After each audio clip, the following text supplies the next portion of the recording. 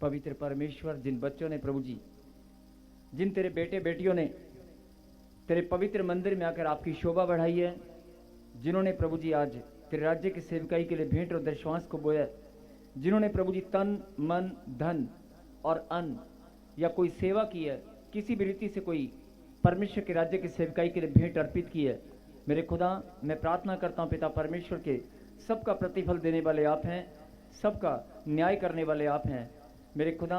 जिन्होंने भी बोया वो लाखों गुना काटने पाए। आमीन। यीशु तेरे महान नाम में कहें आमीन। आमीन।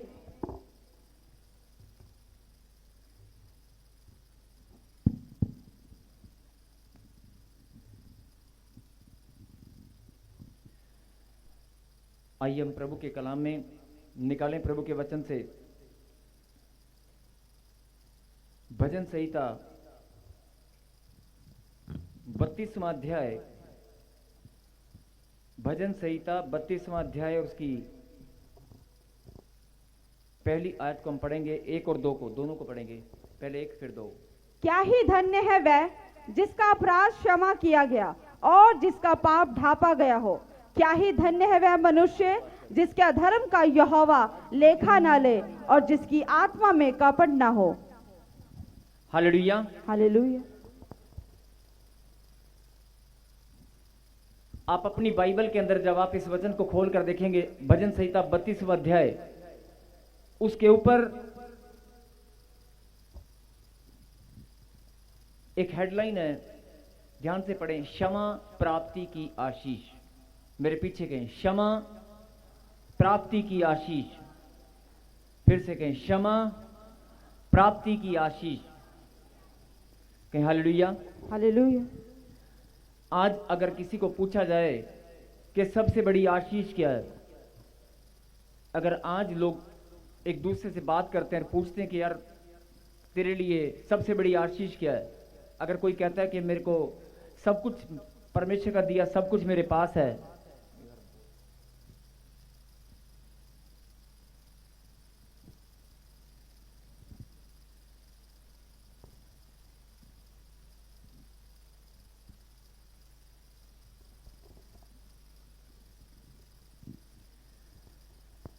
अगर कोई कहता है कि परमेश्वर का दिया मेरे पास बहुत कुछ है, बस मेरा वीजा लग जाए, मेरे लिए वो सबसे बड़ी आशीष है।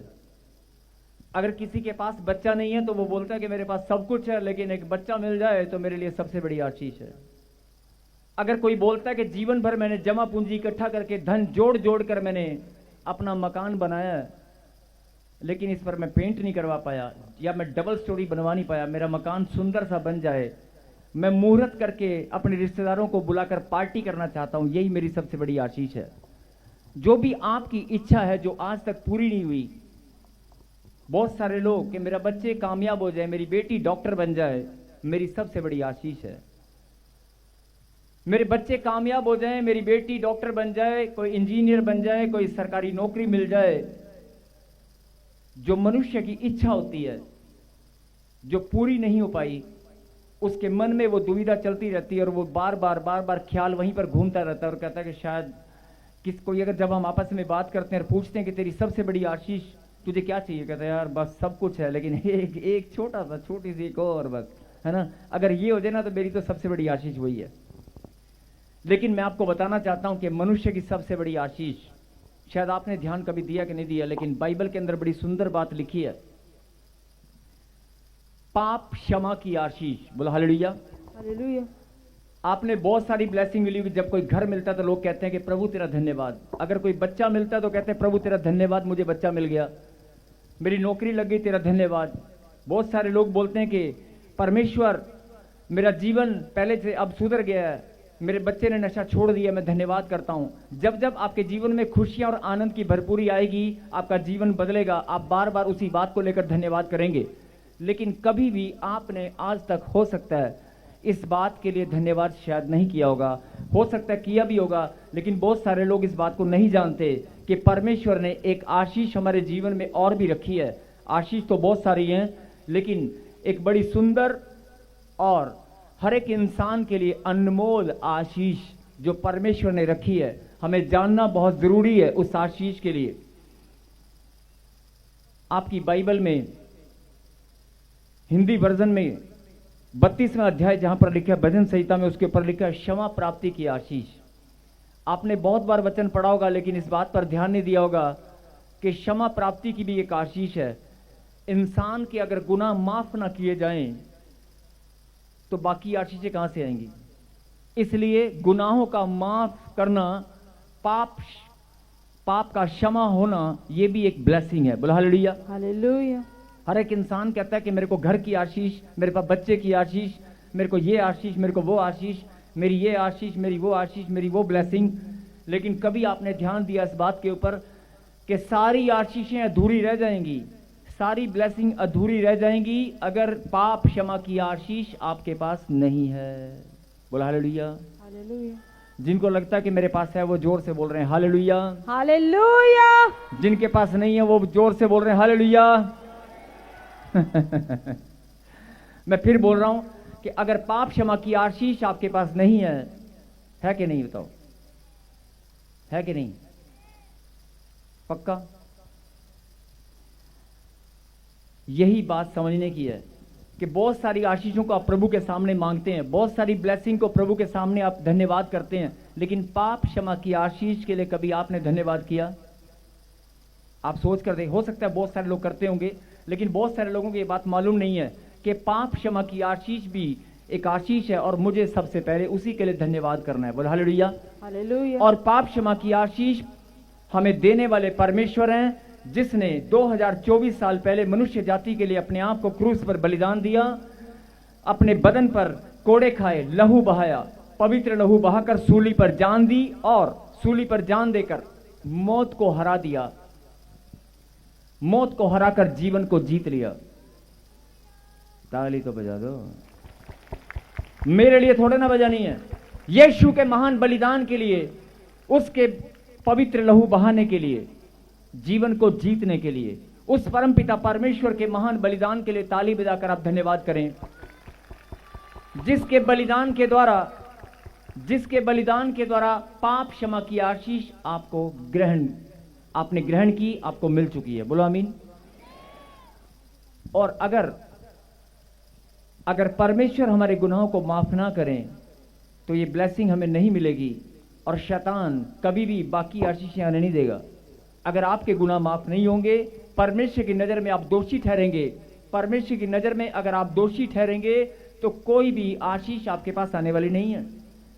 अगर परमेश्वर ने आपको धर्मी जन ठहरा दिया है, परमेश्वर ने आपके गुनाहों को माफ कर दिया है, परमेश्वर की नजर में आप धर्मी हैं, उसके लाडले बेटे और बेटी बन चुके हैं, तो सारी आशीषें आपके पास लाइन लगकर आने वाली हैं।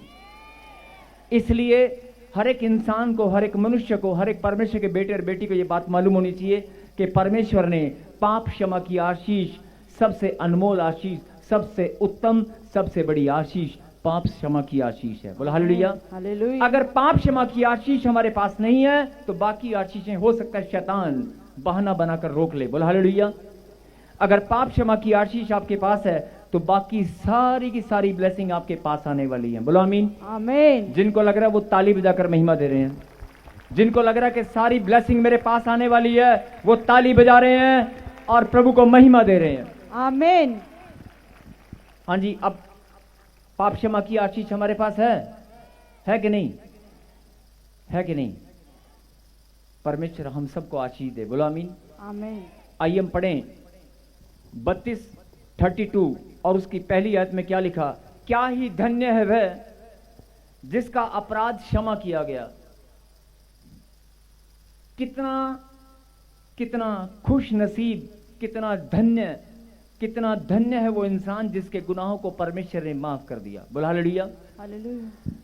क्या ही धन्य है वह इंसान, क्या ही धन्य है वह जिसका अपराध क्षमा किया गया और जिसका पाप ढांपा गया हो। बोला हालेलुया। हालेलुया। आज आप प्रार्थना में परमेश्वर के सामने गिड़गिड़ाते हैं, आज आप प्रार्थना में परमेश्वर के सामने रोते हैं, दुहाई देते हैं, प्रभु मेरा बच्चा, मेरी बेटी, मेरा बेटा, मेरी बेटी, मेरी कमर, मेरी गिल्टी, मेरी गांठ, मेरा कर्जा, मेरी ये, मेरा वो, मेरा ये। परमेश्वर का आत्मा मुझे बोल रहा है, सुन ले मेरी बेटी, सुन ले मेरे बेटे, मैं तुझे बताना चाहता हूं कि अगर पाप क्षमा की आशीष तेरे पास है तो बाकी सारी आशीष तेरे पास आने वाली है। और ध्यान से इस बात को सुन कि धन्य वो इंसान जिसके अपराध क्षमा किए गए। बोला हालेलुया। और जिसके पापों को ढांप लिया गया। यहां से आप परमेश्वर के प्रेम को समझ सकते हैं कि परमेश्वर हमें कितना प्यार करते हैं। अगर आज किसी ने आपका बुरा किया है, किसी ने आपको थोड़ा सा भी कुछ, हो सकता है हाथ उठा दिया हो सकता है आपका अपमान कर दिया हो, आप ऊपर से माफ कर सकते हैं, लेकिन अंदर ही अंदर आपके दिल में घूमता रहता है कि नहीं नहीं, अगर वो सामने इंसान आ जाएगा तो आप उसको भूल नहीं पाएंगे। आपको चाहे वो 3 साल बाद, 2 साल बाद, जब भी वो आपके सामने आएगा, आपको अचानक से याद आएगा इस इंसान ने बुरा किया था, इस इंसान ने मेरे पैसे मारे थे, इसने मेरा बुरा किया था।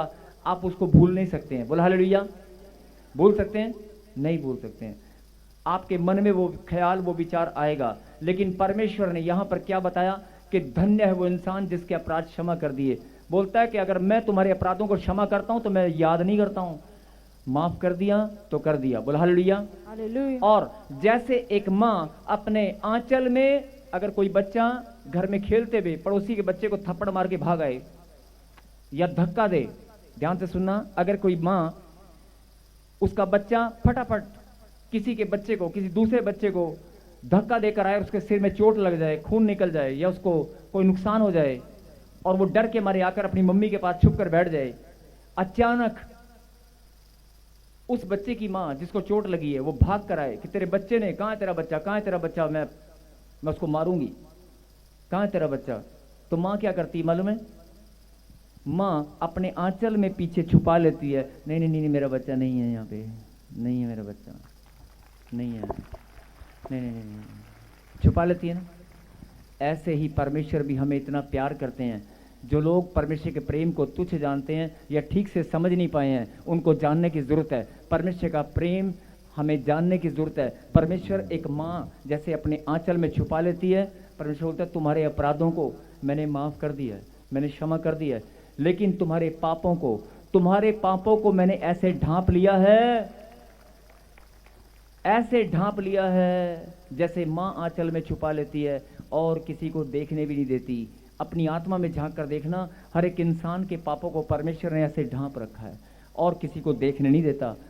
अगर आप भले ही पहले पाप में थे, भले ही आपका जीवन कैसा भी था, लेकिन आज जब आपने प्रभु के वचन को ग्रहण किया, जब आपने परमेश्वर में अपने कदमों को बढ़ाया, जब आत्मिक जीवन में आपने अपने मार्ग, आत्मिक उन्नति की ओर आपने मार्ग, अपने कदमों को बढ़ाया, तब से परमेश्वर ने आपके पापों को ढांप लिया है। बोला हालेलुया। और लोग बात करते हैं कि परमेश्वर मेरे गुनाहों को माफ नहीं किया अभी तक। बहुत सारे लोग रोते हैं प्रार्थनाओं में। प्रभु कैसे रोते हैं मैं बता रहा हूं।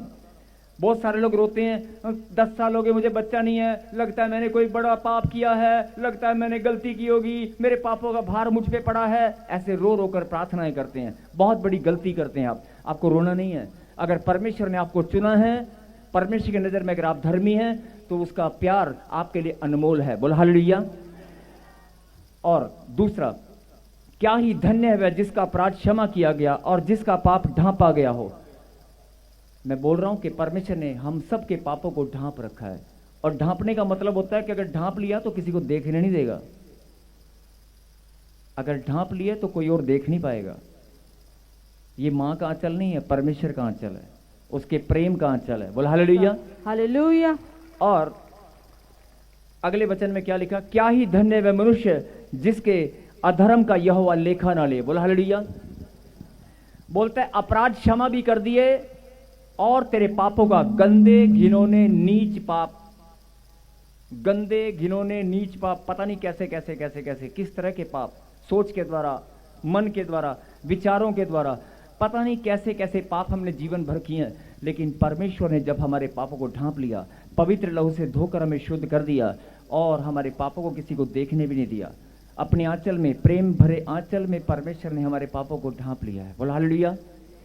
लेकिन जो सबसे सुंदर बात समझने की है, आज अगर आप किसी को पैसे उधार देते हैं और वो बंदा आपके पैसे मार लेता है या आप उस कोई नुकसान कर देता है आपका, आप उसे माफ कर देते हैं, लेकिन आप भूलते नहीं हैं कि ये वही है जिसके कारण मेरी मोटरसाइकिल खराब हुई थी, ये वही है जिसने मेरे घर में ये किया था। नहीं, आप भूलते नहीं हैं। नहीं, लेकिन परमेश्वर क्या बोलता है कि तेरे अपराध भी मैंने क्षमा कर दिए और तेरे अपराध क्षमा करने के बाद तेरे पापों को मैंने ढांप भी लिया है और अगर ढांप लिया तो मैं किसी को उंगली नहीं उठाने दूंगा। अगर मैंने अपने आंचल में ढांप लिया है तो तेरे ऊपर कोई उंगली नहीं उठाएगा, तेरी नाम धराई नहीं होगी।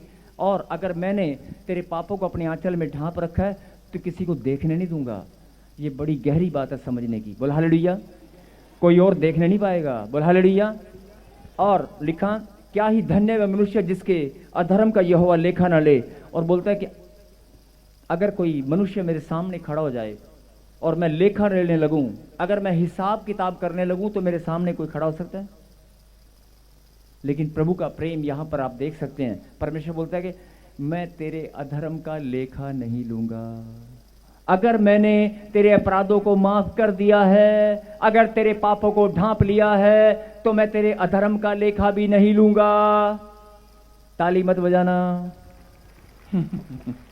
कितनी सुंदर बात परमेश्वर ने कही।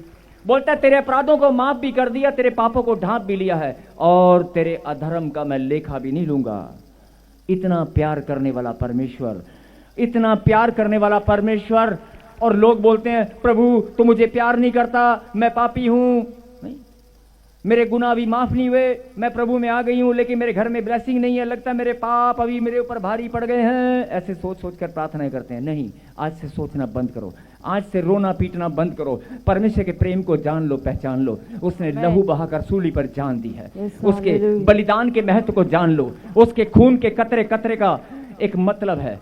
आज आप बोल रहे हैं मेरी रीढ़ की हड्डी में दर्द हो रहा है, डॉक्टर ने बोल दिया मणके हिल गए। अरे कैसे हिल गए? रीढ़ की हड्डी में एक कोड़ा यीशु मसीह ने खाकर खून वहां से भी बहाया है। शैतान का बहाना वहां से खत्म हो चुका है। अगर आप बोल रहे हैं मेरे पेट में प्रॉब्लम है, यीशु मसीह ने पेट पर भी कोड़ा खाया। शरीर के एक एक हिस्से पर उसने कोड़ा खाकर लहू बहाया है। बोला हालेलुया। आज आप बोल रहे हैं मेरे को हेडेक होती है, मेरे सिर में पैनिक अटैक होते हैं, सिर में पेन होती है, दर्द होता है, या सिर में कोई गांठ है, या ब्रेन ट्यूमर हो गया है, तो डॉक्टर ने बोला होगा। परमेश्वर बोलता है अगर तू मेरे बलिदान के महत्व को जान लेगी, अगर मेरे प्रेम को जान लेगी, सिर पर कांटों का ताज पहनकर लहू बहाया है। आमीन। हाथों पर शरीर के एक एक हिस्से से मैंने लहू बहाया है। हर एक शरीर के एक एक हिस्से से लहू बहाया है। अपने शरीर से दर्द पीड़ा सहन तेरे लिए की है। और अगर तुझे मेरे बलिदान का महत्व अभी तक समझ में नहीं आया तो तुझे जानने की जरूरत है, पहचानने की जरूरत है, ना कि रोने की जरूरत है। बोला हालेलुया। आज समय की कमी के कारण हम प्रार्थना में जाएंगे और फिर से इस परमेश्वर ने जो वचन आपके लिए भेजा है एक बार फिर से सुने। प्रभु ने कहा कि सुन मेरी बेटी, भले ही तेरे पास कितनी भी आशीष है, भले ही तेरे पास कितना भी ब्लेसिंग है, धन दौलत मान सम्मान पैसा रुतबा सुंदर जॉब, बड़ी कोई अधिकारी हैं आप, लेकिन अगर तुम्हारे गुनाह मेरी नजर में क्षमा नहीं हुए, पाप क्षमा की आशीष तेरे पास नहीं है, तो जीवन व्यर्थ है। बोला हालेलुया। इसलिए सबसे बड़ी आशीष इंसान के पास क्या है? पाप क्षमा की आशीष। तो आज से सब लोग अपने घर में जाकर जब भी आप सुबह उठेंगे, चलते फिरते उठते बैठते, सबसे पहले धन्यवाद करना शुरू करें। परमेश्वर मेरे गुनाह माफ हो चुके हैं, मैं धन्यवाद करता हूं। परमेश्वर मुझे पाप क्षमा की आशीष मिल चुकी है, मुझे पाप क्षमा की आशीष देने वाला मेरा खुदा है, उसने मेरे गुनाहों को माफ कर दिया है। अरे मैं पहले गंदा था, पापी था, जैसा भी था, मैं लड़ाई झगड़ा करता था, मैं नशे करता था, लेकिन मेरे गुनाह माफ हो चुके हैं। शैतान का मुझ पर कोई अधिकार नहीं है। शैतान तेरा अधिकार नहीं है। अब तेरा कोई अधिकार मेरे ऊपर नहीं है। मेरे शरीर में कोई बीमारी नहीं होगी। मेरे घर में जब आप ऐसे प्रार्थना करेंगे तो शैतान अपने बालों को पकड़ लेगा। हालेलुया। अपने बालों को पकड़कर नोचने लगेगा और कहेगा ये कहां से प्रार्थना करके आ गई। नहीं, बोला हालेलुया। हालेलुया। अरे मैं तो इसको रोज रुलाता था कि तू पापी है, तेरा भला नहीं होगा, तेरी प्रार्थना कोई नहीं सुनेगा, तू चर्च में जाएगी, बाइबल वहां पर जाएगी, बाइबल पढ़ेगी, प्रार्थना करेगी, बेड़ दे श्वास बोएगी, तेरे सिर पे कोई हाथ नहीं रखेगा, है ना, मैं रो रो कर वापस आ जाऊंगी। ऐसे आप टूट जाते हैं प्रार्थना में। नहीं, परमेश्वर के प्रेम और उसके बलिदान के महत्व को समझना होगा। अगर आपने परमेश्वर के खून के कतरे कतरे का, उसके एक एक कोड़े खाने का मतलब अगर जान लिया है, तो कोई दुनिया की ताकत आपकी ब्लेसिंग को रोकने वाली नहीं है। अरे कोई दुनिया की ताकत आपकी ब्लेसिंग को रोकने वाली नहीं है। सबको जय मसीह की। मैं जतिन बब्बर और आप देख रहे हैं मसीह परिवार चैनल। जैसे कि आप सब जानते हैं कि मैं इस चैनल पे प्रभु के अलग अलग दासों की वीडियोस डालता हूं। तो अगर आपको हमारा चैनल अच्छा लगता है तो आप इस चैनल को ज़्यादा से ज़्यादा सब्सक्राइब जरूर करें, ताकि आप प्रभु के वचन को सुन सके। वीडियोस को ज़्यादा से ज़्यादा शेयर करें, ताकि जिन लोगों तक वचन नहीं पहुंचा उन तक भी वचन पहुंच सके। सबको जय मसीह की। एक बार मैं आपसे दोबारा कहूँगा कि इस चैनल को सब्सक्राइब जरूर करें और वीडियोस को ज़्यादा से ज़्यादा शेयर करें। जय मसीह की।